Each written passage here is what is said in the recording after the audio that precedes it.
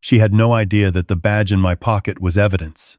For 40 years, I walked the streets of Philadelphia as a cop, working my way from beat patrol to police chief. I thought my son understood what that meant. I was wrong. The morning of my retirement ceremony started like any other day I'd spent at the department. Coffee at dawn, reviewing the speech one more time, looking at the uniform hanging in my closet, the dress blues I'd worn maybe 10 times in 4 decades. Today was supposed to be different. Today was supposed to be about legacy. Michael called around 7. My son, the executive, always up before the sun. "Hey Dad, just confirming you got the address for the venue, right? The Franklin Institute, 6 p.m. sharp. I know where my own retirement party is, Michael," I said, but I was smiling. He'd insisted on planning everything himself. Said he wanted to give back after all the years I'd supported his education, his career, his life. Stanford wasn't cheap. Neither was Wharton. But you don't raise a son alone and count the cost. His mother died when he was 8. Drunk driver, wrong place, wrong time. After that, it was just us. Me and Michael against the world. I worked doubles, took every overtime shift, made sure he had what he needed, made sure he never felt the absence like I did. "I've got something special planned," Michael said. "Trust me, this is going to be a night you'll never forget." He was right about that. I arrived at the Franklin Institute at 5:30, giving myself time. The building was spectacular, all marble columns and soaring ceilings. Through the entrance, I could see they'd set up in the main hall, tables with white linens, a stage with a podium, easels displaying photos from my career. There I was at my academy graduation. There I was, shaking hands with Mayor Rizzo in 1985. There I was at dozens of crime scenes, community events, award ceremonies. But when I reached the registration table, the young woman in the headset looked confused. "Name? Thomas Walker. It's my retirement party." She scrolled through her tablet, frowning. "I have you listed, but..." She glanced at someone behind her, a man in a suit with an earpiece. "Sir, I'm sorry. There's been a seating mix-up. Your table is in the annex." "The annex?" "Yes, sir. If you'll follow Marcus, he'll show you." I followed Marcus through a side door, down a corridor, and into a smaller room off the main hall. Not terrible, maybe 40 seats, a couple of tables, but definitely not where the action was.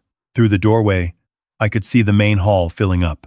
I recognized faces, commissioners, councilmen, guys from my old precinct, my bowling league. They were being seated up front. "There must be a mistake," I said to Marcus. "I'm the guest of honor." "I'm sorry, sir. I'm just following the chart Mr. Walker provided." "Mr. Walker." "My son." I walked back to the main hall, scanning for Michael. I found him near the stage, talking to a group of men in expensive suits. His back was to me, but I could hear his voice, that confident pitch he used for business. "Gentlemen, I appreciate you coming tonight. I know you're busy, but this is exactly the kind of opportunity my firm specializes in." "Michael," I said. He turned, and for just a second, something flickered across his face. Annoyance? But then he smiled. That practiced smile I'd seen him use on clients. "Dad, you're here. Great. Listen, why don't you head to your table? We're about to start." "My table? In the annex?" "Yeah. We had to make some adjustments. Fire code, you know, capacity limits. But don't worry, you'll be able to see everything from there." One of the men in suits extended his hand to me. "Chief Walker, Bill Henderson, I wanted to thank you for your service. 40 years is impressive." "Thank you," I said automatically. But my eyes were on Michael. "Dad, seriously, we need to get started. Can we talk later?" The ceremony began without me having a real seat in my own retirement party. I stood in the doorway of the annex, watching as Michael took the stage. He talked about my career, my dedication, my sacrifices. He told stories I'd told him. He made jokes that landed. The audience laughed and applauded, and I realized, with a sinking feeling, that this event wasn't about me at all. During his speech, Michael kept gesturing to the men in the front row. "I want to thank tonight's sponsors," he said, and rattled off corporate names I didn't recognize. Their generous support made this evening possible, and I'm excited about the partnerships we're building. Partnerships. At my retirement party, After the speeches, there was dinner. I ate alone in the annex with a few cousins who'd been similarly shuffled aside. The real action was in the main hall, where Michael was working the room like it was a networking event, which, I realized, it was. Around 8:30, I decided I'd had enough. I was walking toward the exit when I ran into Detective Sarah Chen from my old unit. She hugged me, then pulled back, studying my face. "Chief, you okay?" "You look." "I'm fine, Sarah. Just tired." "Listen, I need to talk to you about something. About Michael. Can we grab coffee tomorrow?" Something in her tone made me stop. "What about Michael?" She glanced around, then lowered her voice. "Not here. Tomorrow. It's important." I met Sarah the next morning at a diner in South Philly, the kind of place where cops had been having coffee since before I joined the force. She slid a folder across the table. "I wasn't sure if I should tell you this," she said, "but you deserve to know. We've been looking into some financial irregularities at Quantum Strategies. That's Michael's firm. I know what his firm is called." "Sarah." "Right. Sorry. Anyway, one of the things that flagged was a series of loans taken out over the past 6 months. Substantial amounts. And one of them," she opened the folder, pointing to a document.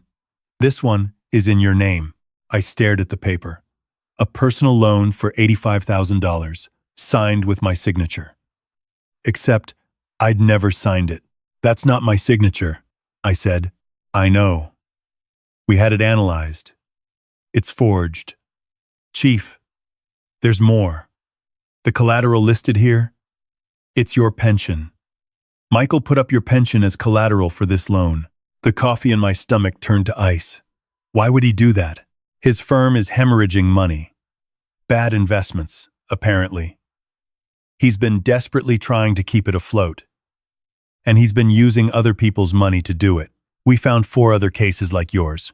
He's targeting people close to him, his wife's parents, his business partner's family. And you. I thought about the retirement party, about the sponsors, about Michael working the room. "He was trying to get more investors last night," I said slowly. "That's what the whole thing was about. He used my retirement as a networking opportunity." Sarah nodded. "I'm sorry, Chief. I really am. There's something else," I said. I pulled out my phone, scrolled to a text from 2 weeks ago. He asked to borrow something. My father's badge. My father was a Philadelphia cop too. Patrick Walker. Killed in the line of duty in 1972 when I was 23. He'd been responding to a bank robbery. The badge was all I had left of him. It wasn't worth much monetarily, silver, issued in 1968, standard issue for the time. But to me, it was priceless. Michael said he wanted to have it gold-plated for me, as a retirement gift, combining my father's badge with mine. I thought it was a nice gesture.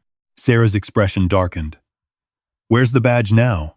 "He was supposed to bring it to the party, but he said the jeweler wasn't finished yet. We went to 3 pawn shops before we found it." The owner recognized it immediately when Sarah showed him a photo.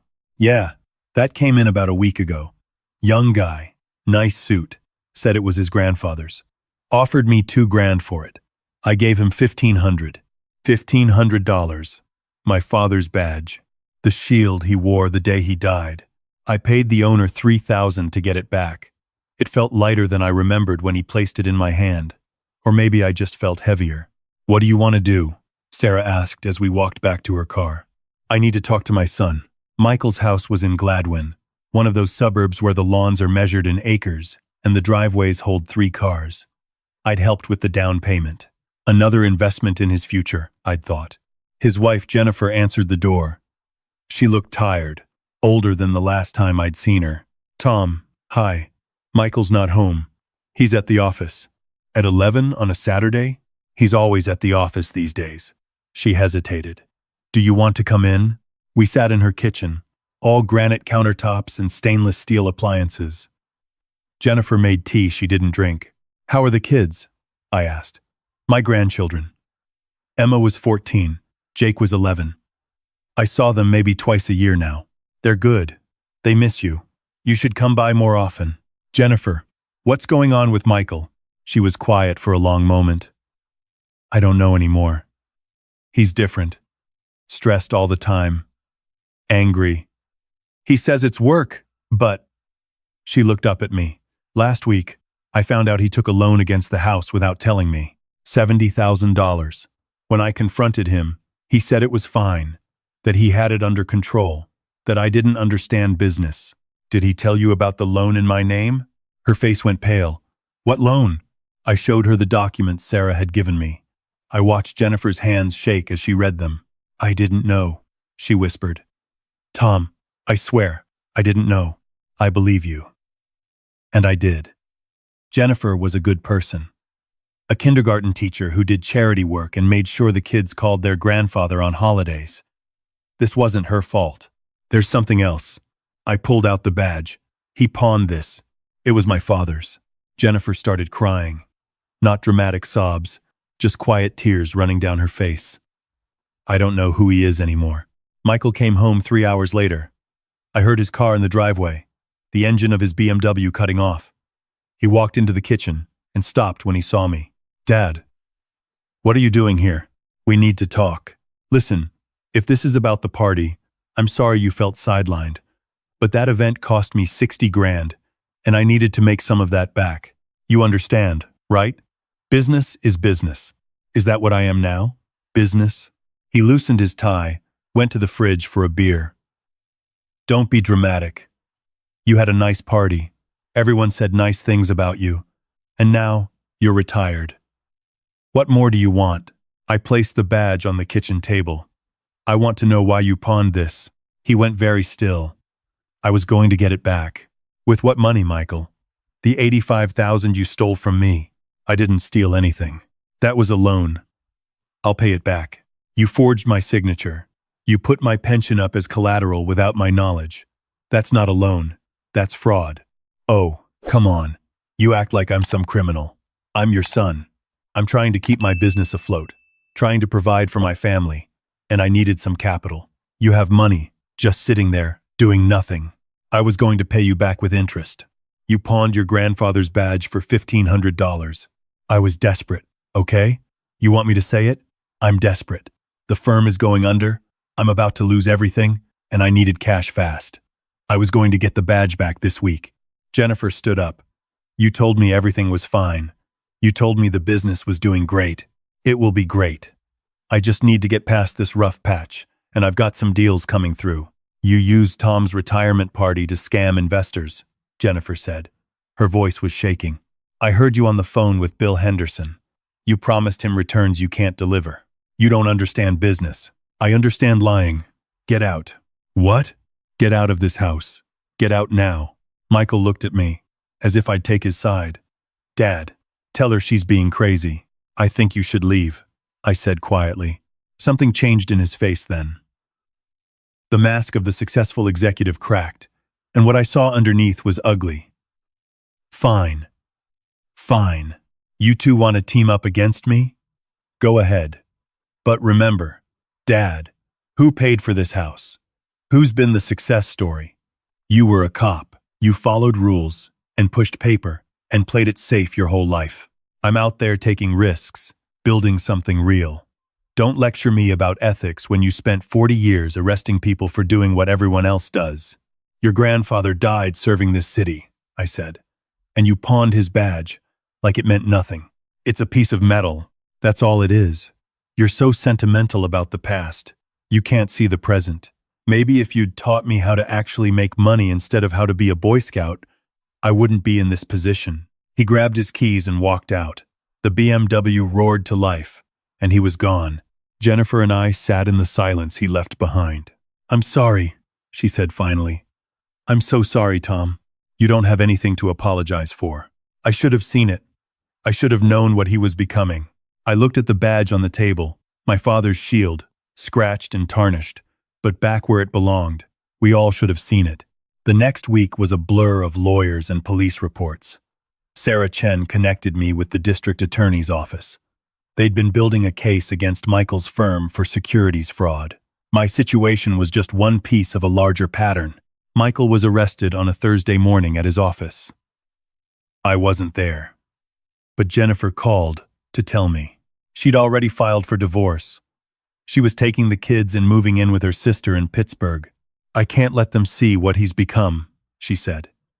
Maybe someday, if he gets help, if he really changes, but not now. The trial took 6 months. Michael pled guilty to fraud, forgery, and securities violations. He got 4 years in federal prison and was ordered to make restitution to all his victims. His firm dissolved. His business partner, David Chen, Sarah's cousin, as it turned out, became the prosecution's star witness. Michael had been forging David's signature too, putting together deals without his knowledge. I visited Michael once in prison, 3 months into his sentence. He looked smaller somehow, his expensive suits replaced with prison khakis. We sat across from each other in the visiting room, and for a long time, neither of us spoke. "I'm sorry," he said finally. "For what it's worth, I'm sorry." "What are you sorry for?" "For everything. For the badge, for the loan, for the party, for letting you down. Do you understand why it was wrong, Michael? Or are you just sorry you got caught?" He looked away. "I don't know, Dad. I really don't know anymore." I stood up. "When you figure it out, call me." I haven't heard from him yet. That was 2 years ago. I spent the first year after my retirement feeling like a failure. Not as a cop. I was a good cop, a good chief. But as a father, where had I gone wrong? How had I raised someone capable of stealing from his own family, of pawning his grandfather's badge for gambling money to prop up a failing business? Sarah checked in on me regularly. "You can't blame yourself," she said. "You gave him every opportunity. What he did with those opportunities was his choice. Maybe. But late at night, I'd lie awake and replay moments from his childhood. Had I been too permissive, too strict, too focused on work? My wife would have known what to do. She always knew. 13 months after Michael's sentencing, I got a call from David Chen. We'd spoken a few times during the trial, united in our mutual betrayal. He'd lost his business too, though he'd managed to avoid criminal charges since he genuinely hadn't known what Michael was doing. "Tom, I've been thinking about something. You got any plans?" "Watching baseball and feeling sorry for myself." "Why?" "Come meet me at the community center on Broad Street, Tuesday at 10. The North Philadelphia Community Center was in a neighborhood I'd walked as a beat cop 40 years ago. It hadn't improved much, but inside, the center was bright and clean, full of after-school programs and basketball courts and computer labs. David introduced me to the director, a woman named Angela Martinez. "We run programs for at-risk youth," she explained. "Kids from tough situations, trying to stay out of trouble. But we need mentors. People who've been through things, who understand." "I'm not sure I'm the right person." "You're exactly the right person," David said. "Tom, we both got burned by someone we trusted. We can either be bitter about it, or we can do something. These kids, some of them are heading down the same path Michael did, thinking rules don't apply to them, thinking success means money and nothing else. They need to hear a different story. So I started going to the center twice a week. I talked to kids about choices, about consequences, about what it really means to be successful. I showed them my father's badge and told them about a man who'd given his life for strangers. I told them about my son too, about how having everything can still leave you with nothing if you lose your integrity. Some of them listened, some of them didn't. But the ones who did started calling me coach. They'd come to me with problems, with questions, with fights they were having with their parents or teachers or themselves. And I'd try to help. David and I started a nonprofit. We called it Operation Second Act. The mission was simple: help people rebuild after they'd made mistakes. We worked with ex-offenders, with struggling families, with people who'd lost their way. We raised money, ran programs, connected people with jobs and education. Last month, one of our kids graduated from community college, first in her family to finish school. She asked me to be there, said I was the reason she'd kept going. I sat in that auditorium watching her walk across the stage, and I thought about Michael. He's eligible for parole in 18 months. Jennifer's been taking the kids to visit him more regularly. She says he's different now, calmer, working on himself. Emma wrote me a letter last week saying her dad is teaching a financial literacy class to other inmates, trying to help them avoid the mistakes he made. Maybe that's true. Maybe prison has changed him. Maybe he's finally figuring out what's important, or maybe he's just learned to tell people what they want to hear. Either way, I'm proud of what I've built with Operation Second Act. We've helped 47 people get back on their feet. We've mentored over 100 kids. We've made a difference, even if it's just in small ways. The badge sits on my desk now, next to a photo of my father from 1972. Sometimes I pick it up, feel the weight of it, and remember what it meant. Service, sacrifice, putting others first, even when it cost you everything. Michael never understood that. Maybe he will someday. And if he does, I'll be here.